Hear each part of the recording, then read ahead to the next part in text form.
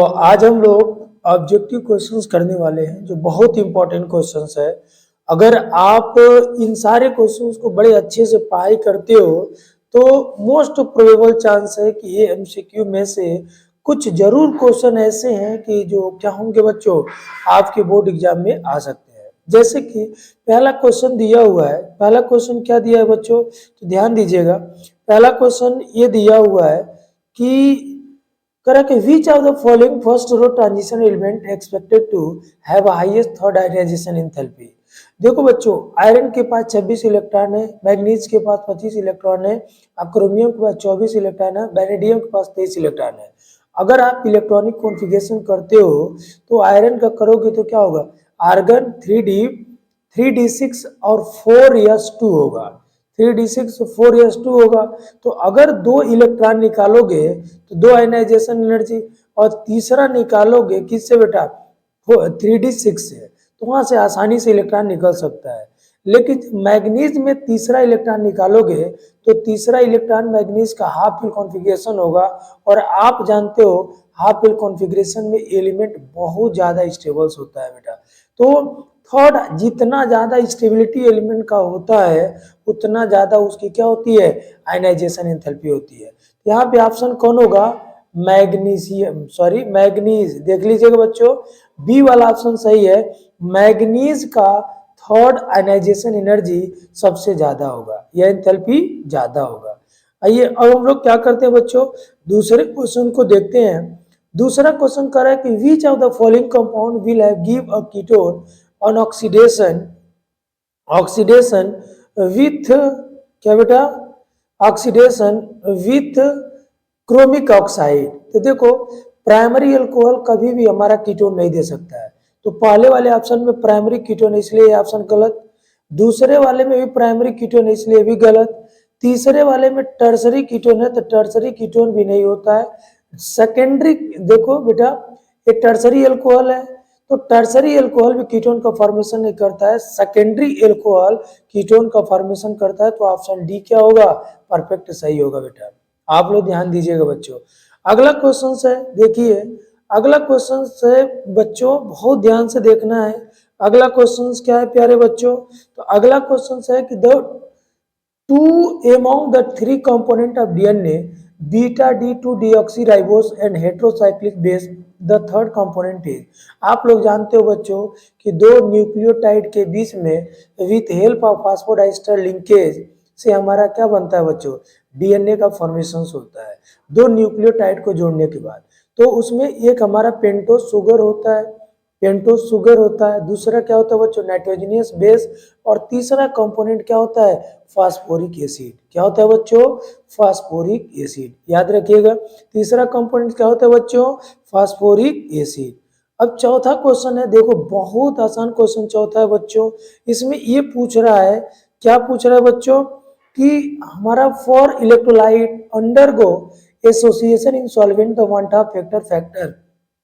देखो बच्चों, अगर किसी भी सॉल्यूशन में अगर सॉल्यूट एसोसिएट होता है तो ऑलवेज वन हाफ फैक्टर की वैल्यू 1 से कम होगा।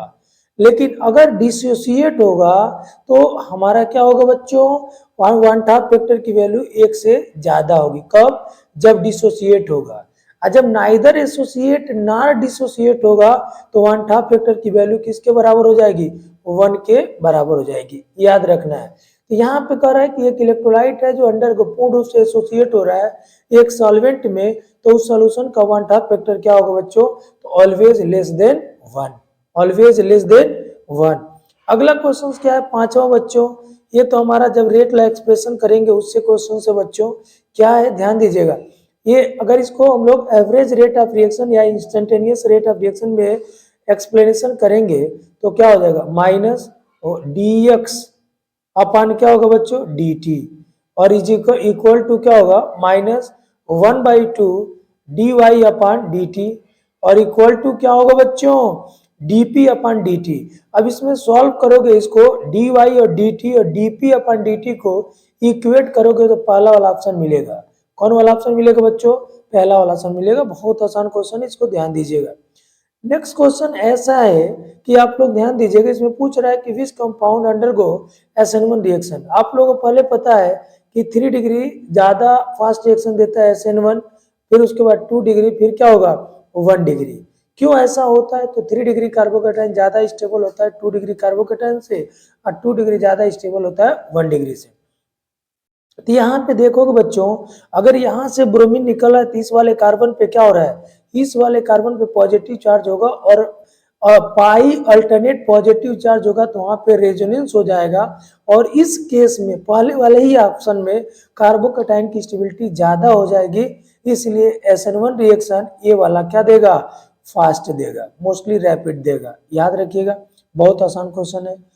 7वां क्वेश्चन है बच्चों कि जब एसिटिक एसिड रिएक्ट करेगा किसके साथ बच्चों, PCl5 के साथ, तो एसिल क्लोराइड का फॉर्मेशन करेगा। किसका फॉर्मेशन करेगा, एसिल क्लोराइड। तो एसिल क्लोराइड कौन है बच्चों, सी वाला ऑप्शन सही है, याद रखिएगा। अगला क्वेश्चन कह रहा है, क्या कह रहा है बच्चों, तो अगला क्वेश्चन कह रहा है कि फॉर्मेशन ऑफ, क्या कर रहा है बच्चों, formation of cyanohydrin form an aldehyde example of. देखो साइनोहाइड्रीन का फॉर्मेशन होगा, एसिटल का फॉर्मेशन होना, सोडियम हाइड्रोजन सल्फाइड का ऐड होना, सब क्या है, न्यूक्लियोफिलिक एडिशन रिएक्शन। सब क्या है बच्चों, न्यूक्लियोफिलिक एडिशन रिएक्शन।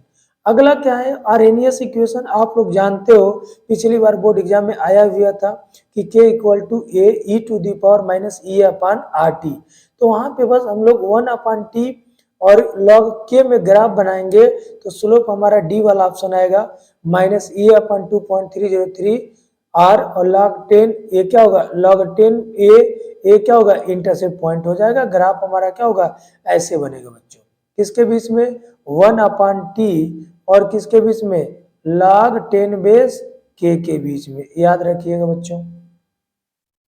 अगला क्वेश्चन हमारा क्या है बच्चों कि which of the following alkyl halide sodium with sodium alkoxide forming ether is known as Williamson synthesis reaction. एक ही रिएक्शन है बच्चों कि जब एल्किल हैलाइड को सोडियम इलेक्ट्राइड के साथ रिएक्ट कराते हो, तो ये रिएक्शन हमारा क्या करता है बच्चों, ईथर का फॉर्मेशन करता है। और इस मेथड से सिमेट्रिकल और अनसिमेट्रिकल दोनों तरह के ईथर का प्रिपरेशन होता है।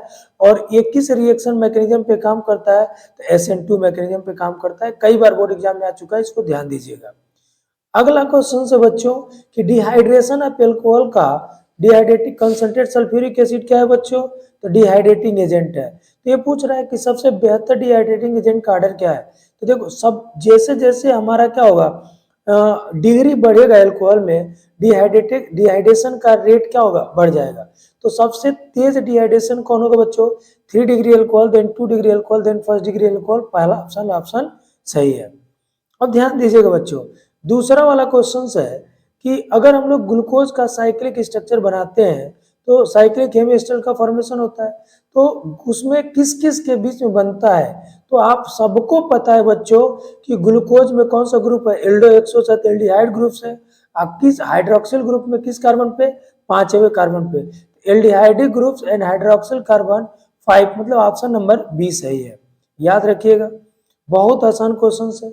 अगला एसर्शन रीजन है, देखो बच्चों, कर एसर्शन कि अगर सोडियम क्लोराइड को वाटर में ऐड करते हो तो फ्रीजिंग पॉइंट हमारी क्या होती है, डिप्रेशन इन फ्रीजिंग पॉइंट। ये बात सही है, फ्रीजिंग पॉइंट क्या हो जाती है, घट जाती है। मेरी बात समझ में आ रही है। तो NaCl अंडर वो क्या हो रहा है, वाटर में डिसोसिएट हो रहा है, मीन्स 2 आयंस में टूट जाता है, किसमें किसमें, Na+ और Cl- में। समझ में आ रही बात में बच्चों। तो इसका ए स्टेटमेंट भी सही है, बी स्टेटमेंट भी सही है, लेकिन करेक्ट एक्सप्लेनेशन सही नहीं है, इसलिए इसका ऑप्शन क्या होगा, बी वाला सही होगा। कौन सा ऑप्शन सही होगा बच्चों, बी वाला ऑप्शन सही होगा। नेक्स्ट वाला क्वेश्चन आप लोग देखिएगा, 14 वाले क्वेश्चन में ये कह रहा है कि एसर्शन में separation of zirconium and hafnium is difficult. बहुत सही बात है बच्चों, क्योंकि जिरकोनियम और हाफनियम की साइज ऑलमोस्ट बराबर है, इसलिए इनको सेपरेट कर पाना संभव नहीं है। ये वाला ऑप्शन क्या है, सही है। अब कह रहे zirconium and hafnium similar radii due to lanthanide contraction. इसका एसर्शन भी सही है, रीजन भी सही है, और करेक्ट एक्सप्लेनेशन भी सही है। इसका ऑप्शन क्या होगा, ए होगा। याद रखिएगा। अगला क्वेश्चन कर रहा है 15 वाला, कर रहा है कि पी के ए वैल्यू, देखो Cl क्या है बच्चों, एक इलेक्ट्रॉन डीएक्टिवेटर ग्रुप है, लेकिन यहाँ पे माइनस आई इफेक्ट देगा, और minus I effect pKa value को क्या करता है, इंक्रीज करता है। लेकिन ये कह रहा है कि क्लोरीन जो है पीकेए वैल्यू को कम कर रहा है, ये बात क्या है, गलत है। अगर ये कहता है इंक्रीज कर रहा है तो ये बात सही होगा। तो एसर्शन रीजन में अगर एसर्शन सही है तो क्लियर है रीजन सही होगा। तो यहाँ पे रीजन क्या है, ट्रू है, एसर्शन क्या है, गलत है। तो कौन सा ऑप्शन सही होगा प्यारे बच्चों, तो डी वाला ऑप्शन सही होगा। अगला करे aniline is a stronger base than ammonia, ये बात गलत है।